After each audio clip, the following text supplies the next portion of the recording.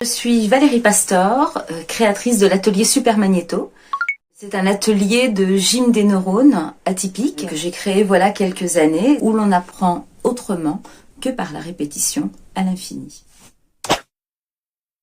Après une prise de conscience de la façon dont la mémoire fonctionne, par le biais de petits jeux très simples, j'utilise des outils qu'on a tous en nous, sauf qu'on ne les a jamais activés de cette façon-là. Je vous apprends à les mettre en contact. Et en fait, c'est un système dormant qui n'aurait jamais été exploité. Et souvent, donc à la première séance, on a cette sensation d'avoir un pouvoir extraordinaire. On regrette, la plupart du temps, de ne pas s'être rendu compte plus tôt de cette capacité.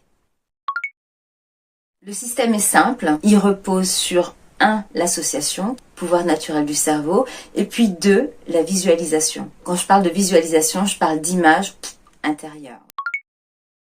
La difficulté, c'est à chaque fois de lutter contre vos habitudes à fonctionner toujours par la répétition, par l'écoute, parce que vos yeux ont vu, sans avoir conscience que nos sens, en fait, ne sont que des portes d'entrée pour la mémorisation. Ce n'est que le service minimum. Et la plupart du temps, on pense qu'à partir du moment où on a entendu, ou bien où on a vu, c'est bon, on s'en souviendra.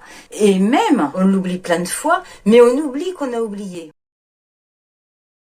Je vous fais vivre des expériences et le but c'est que petit à petit votre ressenti s'affine à la suite d'erreurs. Des erreurs, tous nos apprentissages sont bâtis sur une répétition d'erreurs. Séance après séance, on perfectionne une petite pirouette intérieure où à chaque fois on doit avoir conscience de ce qu'on produit. Donc on se trompe et petit à petit on apprend à s'adapter en fait aux situations du quotidien.